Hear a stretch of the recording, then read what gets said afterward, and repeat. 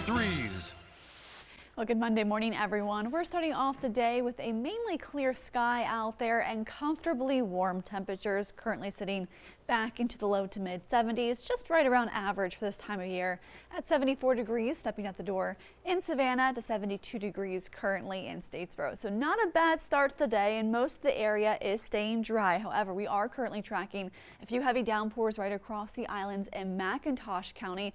A very low chance of rain will continue throughout the day. In fact, our far southern counties and coastal areas, you will have a lower chance of rain as you are still tracking or sitting close to that trough that's just off our coastline. A few rain showers bubbling up right behind it. Now that trough will continue to move farther and farther away from us. High pressure will be in control through at least the first part of the work week, keeping us dry, lots of sunshine in store. So that also means we're going to be seeing those temperatures remain just above average, at least for today.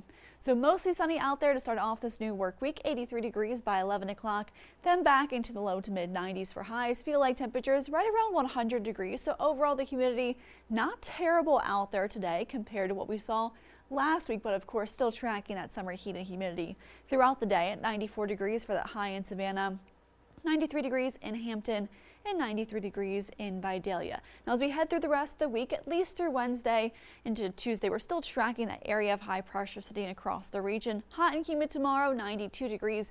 Then by late in the day Wednesday, continuing into Thursday, we begin to track our next cold front. This is the cold front that's not only going to bring us that higher chance of rain for the end of the week, but it will keep Hurricane Erin away from the coastal empire and low country as it continues to track mainly parallel to the east coast. So for us, we're still tracking those indirect impacts that we talked about last week. An elevated risk of rip currents through the end of the week, rough surf as those waves begin to increase as well, and looking at that breezy coastal wind mainly for the middle part of the week as Erin is making that turn mainly to the northeast, staying away from us. And we're already starting to see that moderate risk of rip currents out there up and down our coastline for today.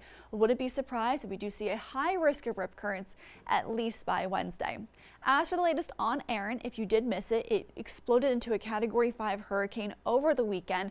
Now Category 4, winds at 130 miles per hour, moving to the northwest around 13 miles per hour, and it's still expected to make more of that northerly to northeasterly turn as we head into the middle part of this week, traveling in between North Carolina and Bermuda. At least by the end of the week, as that area of low pressure and that cold front pick it up, it'll continue to push it off to the northeast in the Atlantic Ocean as we head towards our weekend. So for back here at home, just tracking that summer heat and humidity, at least for the first part of the week. More rain is on the way by the end of the week as that cold front swings through, keeping temperatures right around average in the lower 90s. WSAV